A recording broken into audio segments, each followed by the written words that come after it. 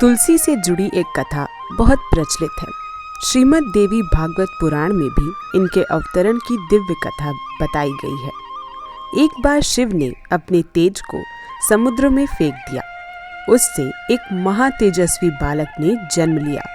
ये बालक आगे चलकर जालंधर के नाम से एक पराक्रमी दैत्य राजा बना। इसकी राजधानी का नाम जालंधर नगरी था। दैत्यराज कालनेमी की कन्या वृंदा का विवाह जालंधर से हुआ। जालंधर महाराक्षस था। अपनी सत्ता के मद में चूर उसने माता लक्ष्मी को पाने की कामना से युद्ध किया, परंतु समुद्र से ही उत्पन्न होने के कारण माता लक्ष्मी ने उसे अपने भाई के रूप में स्वीकार किया।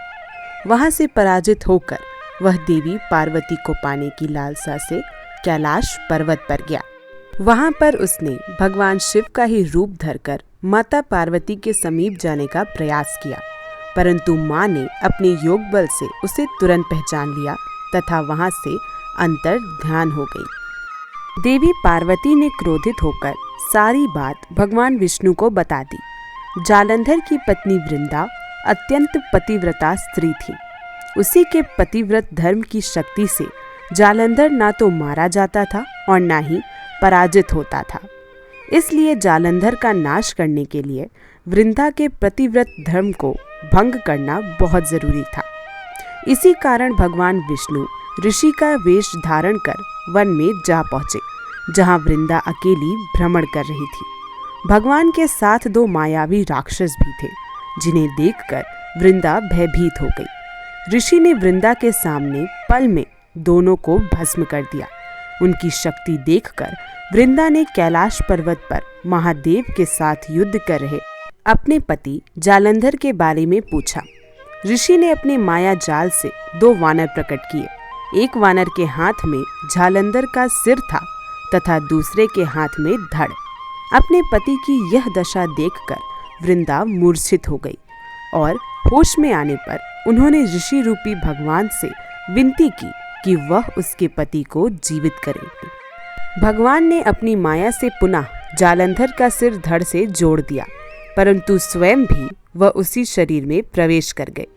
वृंदा को इस छल का जरा भी आभास न हुआ। जालंधर बने भगवान विष्णु के साथ वृंदा पतिव्रता का व्यवहार करने लगी, जिससे उसका सतीत्व भंग हो गया। ऐसा होते ही वृंदा का पति जालंधर युद्ध में हार गया।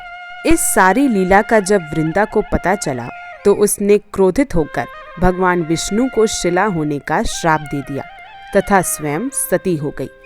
जहां वृंदा भस्म हुई वहां तुलसी का पौधा उगा।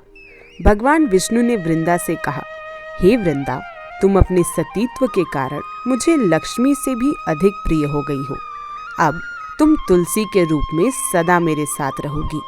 जो मनुष्य भी मेरी शालिग्राम रूप के साथ तुलसी का विवाह करेगा, उसे इस लोक और परलोक में विपुल यश प्राप्त होगा। तो दोस्तों, ये थी भगवती तुलसी की कहानी। अब मिलते हैं अगली वीडियो में कुछ और ऐसी ही अच्छी कहानियों और बातों के साथ। तब तक के लिए राधे राधे। और ये वीडियो देखने के लिए आप सभी लोगों का बहुत बहुत धन्यवाद।